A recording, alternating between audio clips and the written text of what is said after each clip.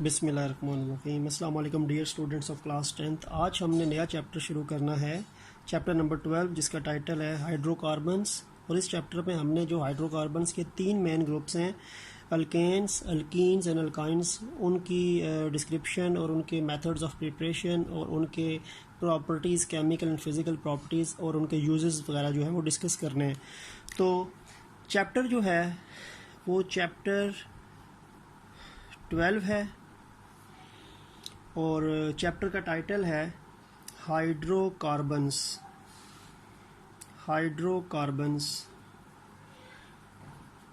ये सबसे ज़्यादा सिंपलेस्ट ऑर्गेनिक कंपाउंड्स हैं। They are the simplest organic compounds.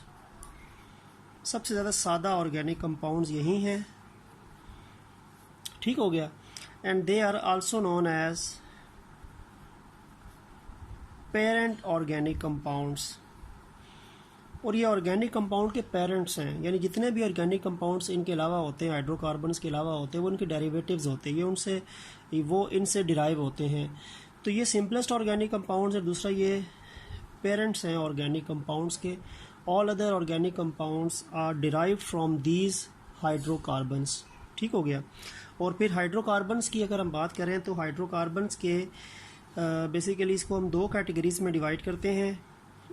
एक कैटेगरी इसकी कहलाती है सैचुरेटेड हाइड्रोकार्बन्स, और सैचुरेटेड हाइड्रोकार्बन्स में आते हैं जी अल्केन्स आते हैं, जिसमें कार्बन के सारे बॉन्ड जो होते हैं वो सिंगल होते हैं। कार्बन की जो टेट्रावैलेंसी होती है वो सिंगल बॉन्ड से सेटिस्फाई होती है। सी के दरमियान भी, कार्बन के दरमियान भी सिंगल बॉन्ड होते हैं और कार्बन हाइड्रोजन के दरमियान भी सिंगल बॉन्ड होते हैं। दूसरी कैटेगरी इसकी होती है अनसैचुरेटेड हाइड्रोकार्बन्स। अनसैचुरेटेड हाइड्रोकार्बन्स के अंदर 2 मेन ग्रुप्स आते हैं।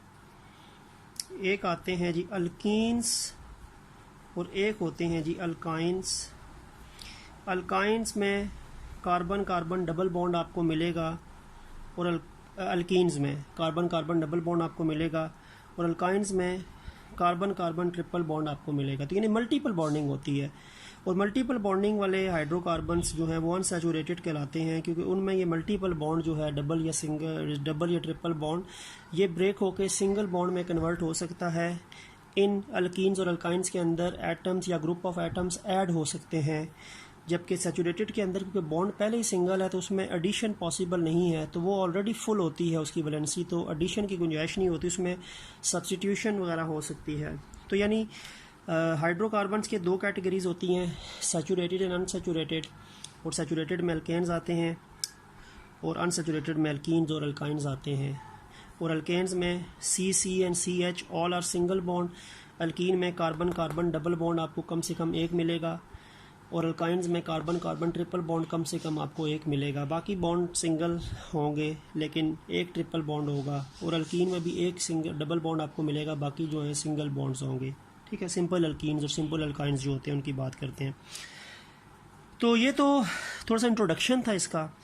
उसके बाद ये भी आपको मैं बता दूं कि टॉपिक आपका बिल्कुल स्टार्ट में जो बना हुआ है आपकी बुक में, that is about nomenclature of organic compound. Organic compound को नेमिंग देने के लिए एक आप कह सकते हैं कि एक रूल मुतय्यन किया जाता है, एक इदारा जो है, और वो है IUPAC।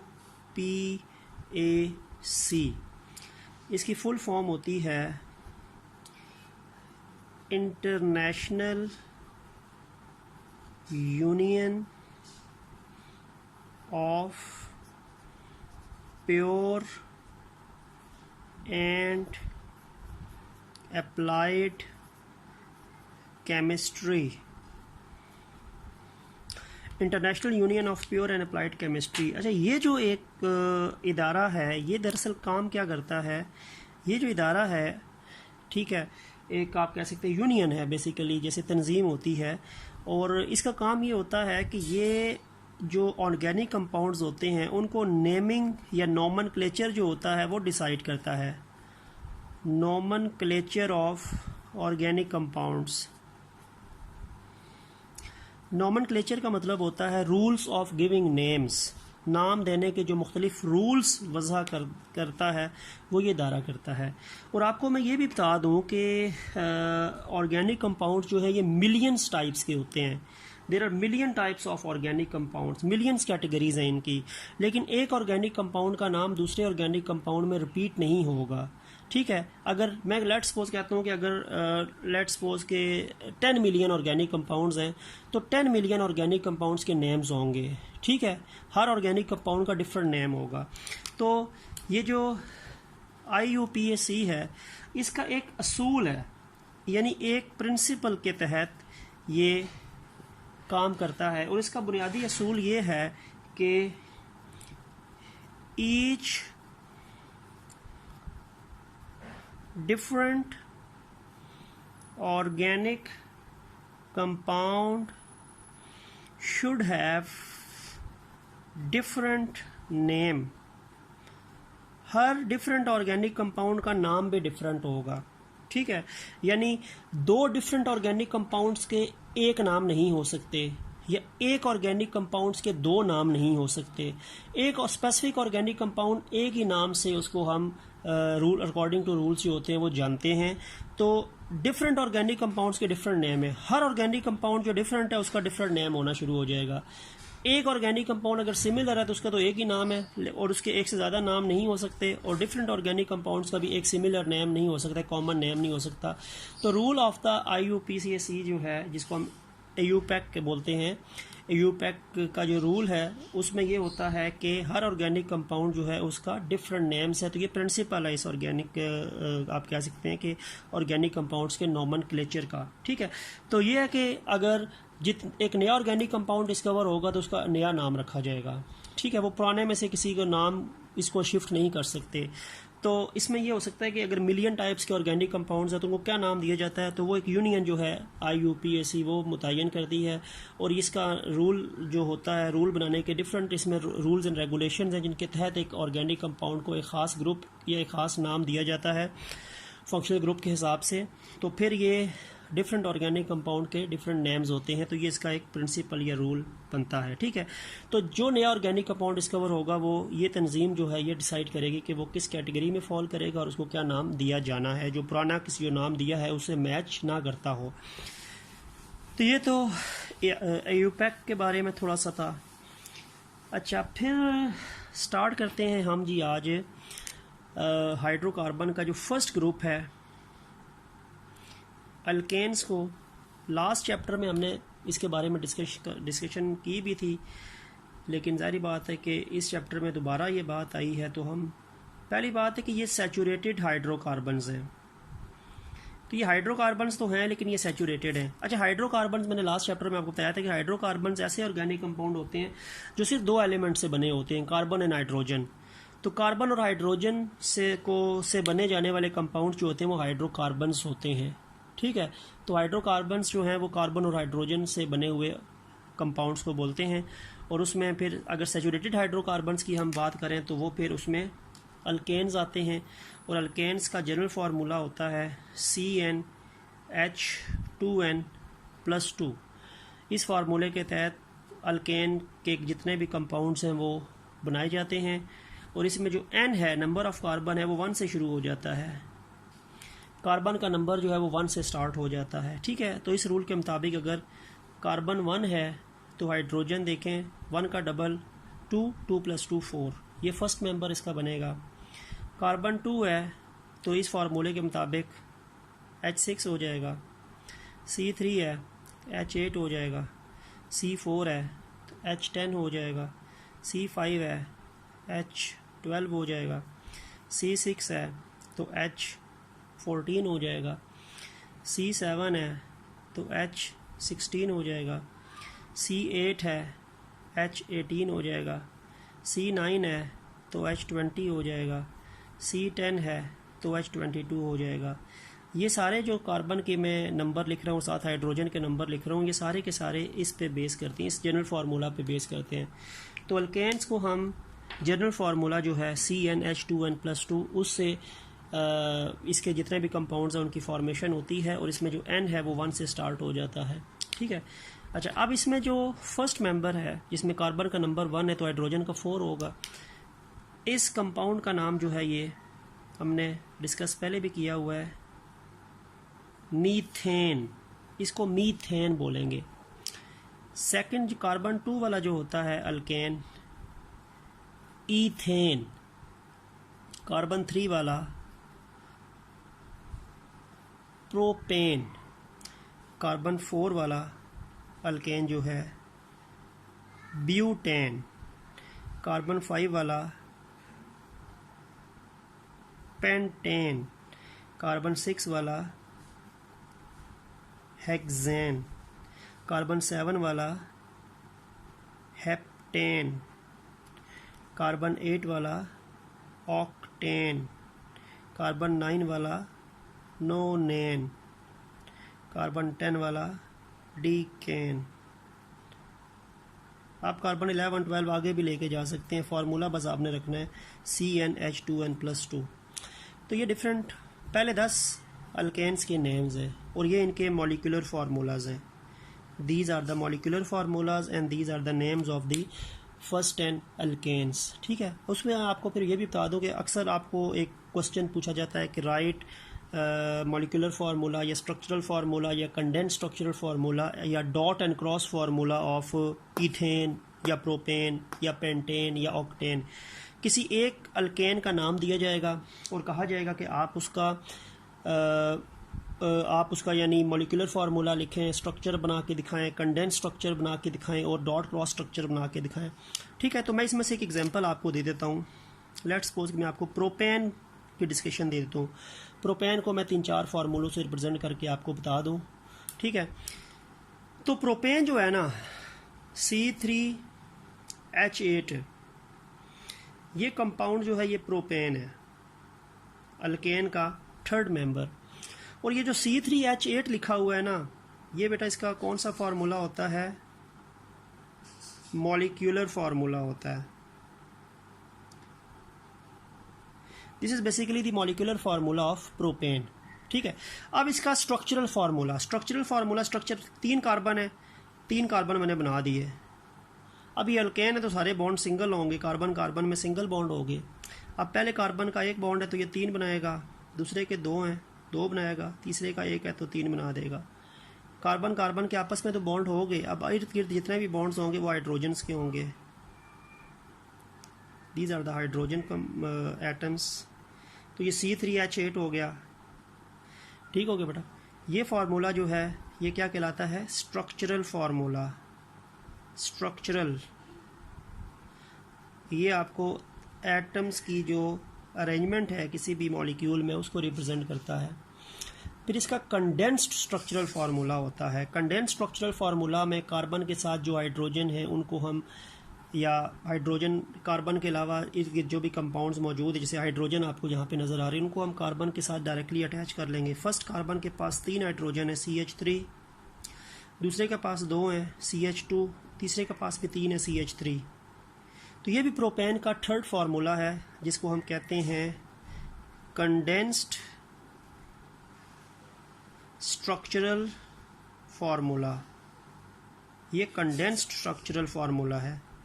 ठीक हो गया। और चौथा होता है लास्ट जो होता है वो डॉट एंड क्रॉस स्ट्रक्चर होता है। ये डॉट एंड क्रॉस फार्मूला या उसको इलेक्ट्रॉनिक फार्मूला भी कहते हैं। उसमें हम कार्बन के और हाइड्रोजन के इलेक्ट्रॉन्स को डॉट या क्रॉस से जाहिर करते हैं। सबसे पहले देखो 3 कार्बन है ना, 3 कार्बन बना दिए। हर कार्बन के 4-4 डॉट्स बनाने हैं क्योंकि कार्बन टेट्रावेलेंट है। इस कार्बन के 4 डॉट्स, सेकंड कार्बन के 4 डॉट्स, थर्ड कार्बन के 4 डॉट्स। ये कार्बन के जो 4-4 वैलेंस इलेक्ट्रॉन्स हैं उनको जाहिर कर दिया। ठीक हो गया। अब ये कार्बन कार्बन के दरमियान 2 डॉट्स है तो ये सिंगल बॉन्ड हो गया। कार्बन कार्बन के दरमियान 2 डॉट्स, इस कार्बन कार्बन का सिंगल बॉन्ड हो गया। तो ये तो सिंगल बॉन्ड है। 2 डॉट्स हैं तो ये सिंगल बॉन्ड है। अब इर्द गिर्द जो हाइड्रोजन के इलेक्ट्रॉन्स ने आना है तो यानी ये सिंगल बॉन्ड कार्बन कार्बन से बिलोंग करेगा। बाकी जो होंगे वो हाइड्रोजन से बिलोंग करेंगे। हाइड्रोजन क्योंकि अलग एलिमेंट है ना, तो हाइड्रोजन अलग एलिमेंट है तो उसको मैं क्रॉस से शो कर दूंगा।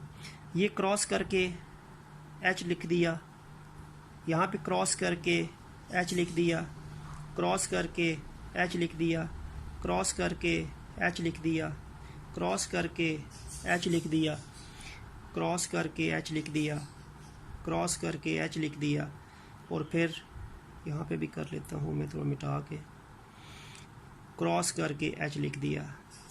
अब ये जो फार्मूला आपके पास बना है ना, ये लास्ट फार्मूला बना है, इसको हम कहते हैं डॉट क्रॉस स्ट्रक्चर या dot cross formula of propane.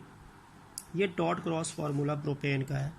इसमें हर कार्बन के हमने 4-4 डॉट्स लगा दिए, और कार्बन कार्बन के दरमियान जो डॉट्स हैं वो कार्बन कार्बन के बॉन्ड्स शो हो रहे हैं, और इर्द गिर्द हाइड्रोजन एटम के इलेक्ट्रॉन्स होंगे तो उसको हम क्रॉस से शो करेंगे। कार्बन को अगर डॉट से शो कर दिया है तो हाइड्रोजन के इलेक्ट्रॉन को क्रॉस से शो करेंगे। तो ये आपके पास कंडेंस्ड फार्मूला है किसका? प्रोपेन का। ठीक हो गया। तो ये थोड़ा सा इंट्रोडक्शन है। अब हम आते हैं जी अल्केन्स के मेथड्स ऑफ प्रिपरेशन पे। अगर आपने अल्केन्स को प्रिपेयर करना है लेबॉर्ट्री में तो आपको क्या क्या चीज़ें चाहिए, आपको कौन कौन सी रिक्वायरमेंट्स हैं जो आपको अल्केन्स प्रिपेयर करके देने में चाहिए होंगी। तो बेसिकली टॉपिक आपका ये बनेगा general methods of preparation of alkanes. Alkanes को प्रिपेयर करने के मेथड्स। अल्केन्स को प्रिपेयर करने के दो मेथड्स हैं। पहला मेथड है hydrogenation of alkyne and alkynes. Alkenes और अल्काइंस की हाइड्रोजिनेशन से भी अल्केन बन सकता है, या दूसरा मेथड है रिडक्शन ऑफ अल्काइल हैलाइड्स, और अल्काइल हैलाइड्स का नया नाम है हैलो अल्केन्स। तो ये दो मेथड्स हैं, ये हैलो अल्केन्स यानी अल्काइल हैलाइड्स की रिडक्शन कर दें, या अल्कीन्स और अल्काइंस की हाइड्रोजिनेशन कर दें। इन दोनों मेथड से आप क्या बना सकते हैं? अल्केन्स बना सकते हैं। ठीक हो गया बेटा। पहले मेथड पे आते हैं, फर्स्ट मेथड को डिस्कस करते हैं पहले। Hydrogenation of alkenes and alkynes. Alkenes और अल्काइंस की हाइड्रोजिनेशन। पहली बात है, हाइड्रोजिनेशन से क्या मुराद है? हाइड्रोजिनेशन से मुराद होती है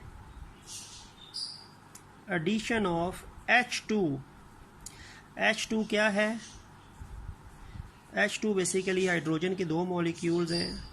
हाइड्रोजन मॉलिक्यूल कह सकते हैं, हाइड्रोजन गैस भी कह सकते हैं, और हाइड्रोजन मॉलिक्यूल भी कह सकते हैं। जब मॉलिक्यूलर हाइड्रोजन ऐड होती है, हाइड्रोजन का मॉलिक्यूल H2 जिसको हम हाइड्रोजन गैस भी कहते हैं, अगर इस चीज़ को आपने किसी भी मॉलिक्यूल में ऐड करना हो तो इसको हाइड्रोजिनेशन कहते हैं। तो addition of H2 means addition of hydrogen gas या hydrogen molecule in the presence of catalyst. अच्छा, कैटलिस्ट की मौजूदगी में होगा। कैटलिस्ट वो सब्सटेंस होते हैं जो रिएक्शन की स्पीड को बढ़ाते हैं। ठीक है। अब कैटलिस्ट कौन कौन सा हो सकता है हाइड्रोजिनेशन में? तो निकल भी हो सकता है, प्लेटिनम भी हो सकता है, और प्लेडियम भी हो सकता है। निकल, प्लेटिनम एंड प्लेडियम। लेकिन फ़र्क ये है कि अगर हम निकल को एज ए कैटलिस्ट यूज़ करेंगे तो हमें टेम्परेचर जो है वो 200 से 300 देना पड़ेगा, और अगर हम प्लेटिनम या प्लेडियम यूज़ करेंगे तो ये रिएक्शन रूम टेम्परेचर पे हो जाएगा। तो इन कैटलिस्ट के अंदर प्लेटिनम या प्लेडियम जो है वो रूम टेम्परेचर पे हाइड्रोजनेशन करता है, जो आम टेम्परेचर होता है, दर्जा हरारत होता है। लेकिन अगर हम निकल को यूज़ करेंगे तो हाइड्रोजनेशन इसने भी करनी है, लेकिन टेम्परेचर हमें इतना करना पड़ेगा। तो ये आप पे डिपेंड करता है कि अगर आप रिएक्शन में निकल ऐड करेंगे, निकल लिखेंगे तो आपको ये टेम्परेचर लिखना पड़ेगा, और अगर आप प्लेटिनम या प्लेडियम लिखेंगे तो आपको टेम्परेचर नहीं लिखना पड़ेगा, क्योंकि वो रूम टेम्परेचर है। ठीक है। लेकिन प्लेटिनम और प्लेडियम क्योंकि महंगे हैं, कॉस्टली होते हैं, तो इसीलिए निकल ज़्यादातर यूज़ होता है, क्योंकि ये इतना कॉस्टली नहीं होता। ठीक हो गया। और ये निकल जो होता है ये पाउडर्ड फॉर्म में होता है, इसको यानी पाउडर करते हैं, ग्राइंड करते हैं, उसके बाद ये कैटलिस्ट के तौर पे यूज़ होता है। तो निकल, platinum and palladium 3 catalyst hydrogenation में इन्वॉल्व होते हैं। इन दोनों के लिए टेम्परेचर रूम रखा जाता है, जबकि निकल जो है वो इस टेम्परेचर पे हाइड्रोजनेशन करता है। ठीक है, अब मैं आपको अगर रिएक्शन लिख के दिखाता हूँ hydrogenation of alkenes and alkynes वाले, ताकि आपको थोड़ा ये कॉन्सेप्ट क्लियर हो जाए, क्योंकि वो है हेडिंग मैंने डाली थी hydrogenation of alkynes and alkenes. Alkynes की हाइड्रोजनेशन या अल्कीन की हाइड्रोजनेशन से बनता है जी क्या, अल्केन। तो सबसे पहले मैं अल्काइन लिख लेता हूँ। सबसे पहला अल्काइन इथाइन, ये इथाइन है, और इथाइन क्या है, अल्काइन है, पहला मेंबर है अल्काइन का। इसमें H2 हाइड्रोजन मॉलिक्यूल है। मैं निकल एज ए कैटलिस्ट यूज़ करूँगा। टेम्परेचर सारी बात है, फिर मुझे 200 से 300 रखना पड़ेगा। अब ये हाइड्रोजन के दो एटम्स हैं, यानी H2 है। अब इसने ये जो डबल बॉन्ड के साथ कार्बन्स होंगे ना, इन पे आप कह सकते हैं ऐड होना है। अभी क्योंकि ट्रिपल बॉन्ड है ना, तो ट्रिपल बॉन्ड में अनसेचुरेशन नेचर है, तो ट्रिपल से ये डबल होगा और मजीद हाइड्रोजन होंगे तो डबल से सिंगल होगा। तो ये 2 H है, एक H इस कार्बन में ऐड हो जाएगा, दूसरा H इस कार्बन में ऐड हो जाएगा। ये कार्बन्स इन अभी कार्बन के पास, इसके पास H है, एक इसका पास H है, लेकिन ये एक H यहाँ से इस कार्बन के पास मजीद आ जाएगा और दूसरा H इस कार्बन के पास मजीद आ जाएगा, तो बॉन्ड फिर ट्रिपल से डबल हो जाएगा। तो आपके पास ये बनेगा CH2 डबल बॉन्ड CH2। यानी चीज़ें ऐड होने से ना बॉन्ड टूटते हैं और बॉन्ड कम होते हैं। तो ये कंपाउंड जो है वो इथीन बनेगा, अल्कीन बन गया। अल्काइन के अंदर 2 हाइड्रोजन के एटम्स, यानी 2 हाइड्रोजन का जो मॉलिक्यूल है वो अटैक करेगा, ट्रिपल बॉन्ड पे अटैक होता है।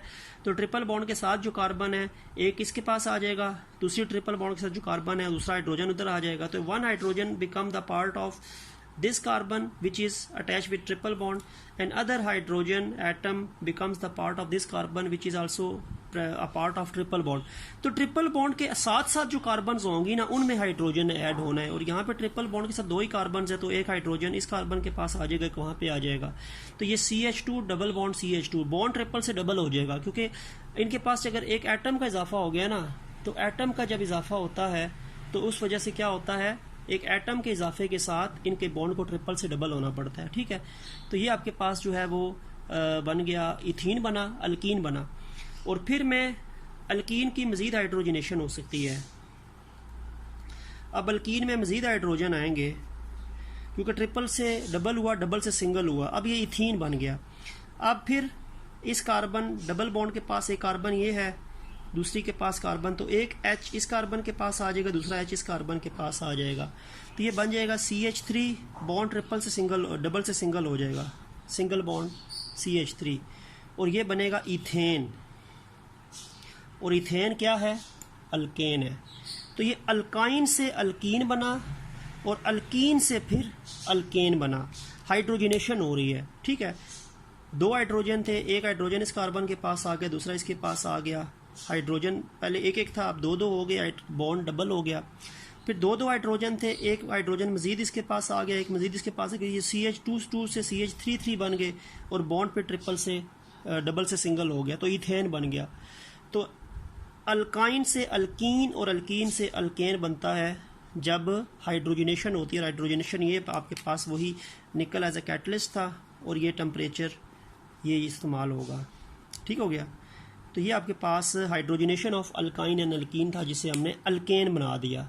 ठीक है, एक तो ये आपके पास मेथड है टू प्रिपेयर, आप कह सकते हैं क्या चीज़, अल्केन फ्रॉम हाइड्रोजनेशन। अच्छा, कभी कभार प्रोपाइन भी हो सकता है। अब मैं क्या करता हूँ, मैं प्रोपीन लेट सपोज यूज़ करता हूँ। CH3 single bond CH double bond CH2, ये आपकी सेल्फ असेसमेंट में दिया हुआ है। अब ये प्रोपीन है, इसमें भी जब हाइड्रोजन आएगा ना, अगर मैं वही निकल यूज़ करता हूँ एज ए कैटलिस्ट, तो टेम्परेचर मुझे करना पड़ेगा ये। अब अटैक डबल बॉन्ड पे होता है, डबल या ट्रिपल बॉन्ड पे अटैक होता है। अब ये तो सिंगल बॉन्ड है, यहाँ पे तो अटैक नहीं होगा।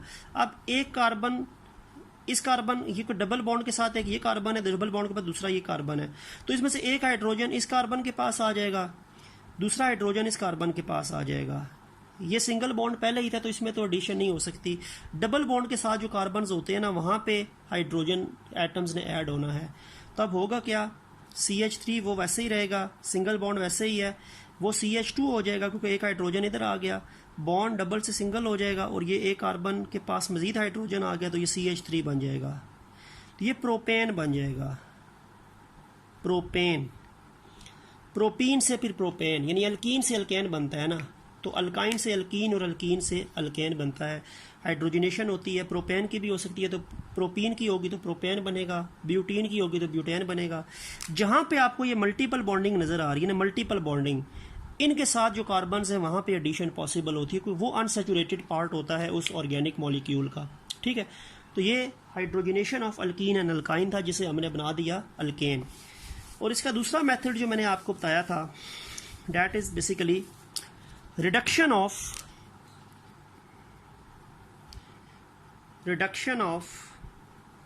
अल्काइल हैलाइड,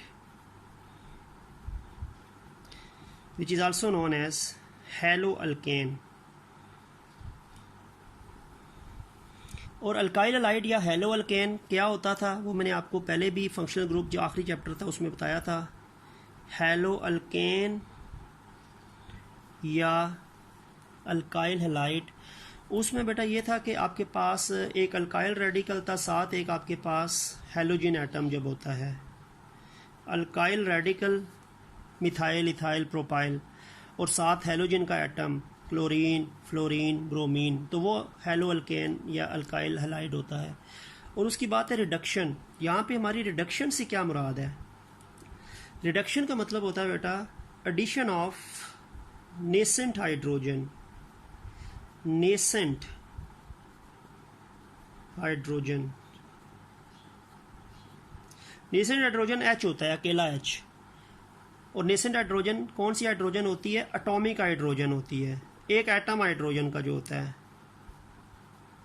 फर्स्ट मेथड में हमने H2O ऐड किया था। H2 हाइड्रोजन के दो एटम्स थे, वो हाइड्रोजन का मॉलिक्यूल था जिसको हम हाइड्रोजनेशन कह रहे थे। यहाँ पे हमने H हाइड्रोजन एटम्स को ऐड करना है, यहाँ पे हमने हाइड्रोजन एटम को ऐड करना है जो अकेला H होता है, H2 नहीं होता। तो अकेला H नेसेंट हाइड्रोजन कहलाता है या एटॉमिक हाइड्रोजन कहलाता है। और नेसेंट हाइड्रोजन या एटॉमिक हाइड्रोजन की अगर एडिशन होती है तो उसका नाम क्या होता है? रिडक्शन। उसको हाइड्रोजनेशन नहीं बोलेंगे। ठीक है, चलें अब लेट्स सपोज कि मैं अल्काइल हैलाइड लिखता हूँ। अल्काइल रेडिकल मैंने लेट्स सपोज CH3, साथ हैलोजन एटम डालना है तो मैंने Cl डाल दिया। ये एक हैलोअल्केन है, मिथाइल क्लोराइड या क्लोरोमीथेन। ठीक है, दो नाम हैं इसके, मिथाइल क्लोराइड भी कह सकते हैं या क्लोरोमीथेन भी कह सकते हैं। ठीक हो गया। इसमें नेसेंट हाइड्रोजन, अच्छा नेसेंट हाइड्रोजन जो है ना ये H ब्रैकेट में लिखते हैं, अकेली हाइड्रोजन जो है, लेकिन ये हाइड्रोजन के दो एटम्स हैं और ये दो आइटम्स को बनाने में रिएक्शन किस किस का होता है? Zn और HCl का। Zn जिंक और हाइड्रोक्लोरिक एसिड के मिलने से ये नेसेंट हाइड्रोजन बनती है। ठीक है, यानी this nascent hydrogen is basically formed by the reaction of zinc metal and hydrochloric acid. तो हाइड्रोक्लोरिक एसिड या और जिंक के रिएक्शन से आपके पास नेसेंट हाइड्रोजन के दो एटम्स बनते हैं। ये H2 नहीं है, H2 होता तो हाइड्रोजन का मॉलिक्यूल होता, ये 2H है। हाइड्रोजन के दो एटम्स अलग अलग हैं, यानी ये H अलग है, ये H अलग है, ये दोनों अलग अलग हैं। जब दोनों अलग अलग होंगे ना तो इनको मैं 2H लिखूंगा। अगर ये दोनों कंबाइन हो जाते तो मैं H2 लिखता। तो ये दो H अलग अलग है तो इनको मैंने 2H सिंपल सेपरेट फॉर्म में यानी 2 और ब्रैकेट में H लिखा है। तो ब्रैकेट में जो H होता है ना वो नेसेंट हाइड्रोजन को ऐड करता है और साथ 2 का मतलब है कि दो एटम्स हाइड्रोजन के लेकिन अभी मिले हुए नहीं है। अब इसमें होगा क्या? अब इसमें ये होना है कि इसमें से, क्योंकि अभी तो कार्बन जो है ना इसके तो 4 बॉन्ड पूरे हैं। इस कार्बन के क्या हैं? इस कार्बन के आपके पास इस कार्बन के 3 बॉन्ड हाइड्रोजन से बने हैं और 1 बॉन्ड क्लोरीन से बना है, यानी कार्बन के 4 बॉन्ड पूरे हैं। अब करना क्या है हमने कि एक आध चीज़ यहाँ से निकलेगी तो फिर नेसेंट हाइड्रोजन यहाँ पे आएगा ना। यहाँ पे कार्बन की टेट्रावैलेंसी पूरी है, इसको मैं ऐसे कह सकता हूँ CH3Cl। ये कार्बन के 4 बॉन्ड पूरे हैं, 3 हाइड्रोजन के साथ है, क्लोरीन के साथ है। अब होगा बेसिकली क्या, यहाँ से ये क्लोरीन का एटम जो होगा ना ये निकल जाएगा और वहाँ से एक हाइड्रोजन का एटम आके इसको रिप्लेस करेगा, क्लोरीन निकलेगा, हाइड्रोजन का एटम उसको रिप्लेस करेगा, ऐसे सिचुएशन होगी। तो एक ये 2 H है ना, इनमें से बेटा होगा क्या, इनमें से ये जो 2 H आपको नज़र आ रहे हैं, इनमें से एक H जो है वो इस कार्बन का हिस्सा बन जाएगा, और ये जो Cl है ना यहाँ से, ये निकल के यहाँ से दूसरे हाइड्रोजन का हिस्सा बनेगा। तो one of the hydrogen atom becomes the part of one of the hydrogen atom becomes the part of CH3, और फिर उस CH3 से जब H मिलेगा तो CH4 हो जाएगा, कार्बन के 4 बॉन्ड पूरे हो जाएंगे। तो फिर यहाँ से क्लोरीन को निकलना पड़ेगा, क्लोरीन यहाँ से निकलेगा और वो दूसरे H से मिलके HCl बना देगा। तो आपके पास रिजल्टेंटली कंपाउंड बनेगा, CH3 में H आ गया तो CH4, Cl उसने रिलीज किया, Cl दूसरे H से मिलेगा तो क्या बन जाएगा, HCl। तो ये आपके पास क्या बना, ये आपके पास मीथेन बन गया, जो क्या है, अल्केन है। तो ये आपके पास क्लोरोमीथेन था, और क्लोरोमीथेन या मिथाइल क्लोराइड अल्काइल हैलाइड है, उसके अंदर एक हाइड्रोजन का एटम आएगा, addition of hydrogen atom, reduction हो रही है, एक हाइड्रोजन एटम उसमें आएगा तो वो मिथाइल से मीथेन बन जाएगा। फिर उसे मजबूरन इस क्लोरीन को यहाँ से रिलीज करना पड़ेगा, क्योंकि हाइड्रोजन आ गया ना, हाइड्रोजन तब भी आएगा जब क्लोरीन निकलेगा, तो क्लोरीन निकल जाएगा, हाइड्रोजन इसका हिस्सा बन जाएगा, तो मिथाइल से मीथेन बन जाएगा, अल्केन। और जो क्लोरीन यहाँ से निकलेगा वो दूसरे H से मिलेगा, H एटम से मिलके वो HCl बना देगा। तो इस तरह ये 2 मेथड्स हैं जो आपको अल्केन्स बनाने की तरफ बताते हैं, reduction of alkyl halide and first one hydrogenation of alkenes and alkynes. तो ये आज हमने general methods of preparation of alkanes तक किया है। नेक्स्ट लेक्चर में हम प्रॉपर्टीज़ डिस्कस कर लेंगे, केमिकल फिजिकल प्रॉपर्टीज़, और साथ उसके यूजेस अल्केन्स के। तो नेक्स्ट लेक्चर तक के लिए अल्लाह हाफिज़।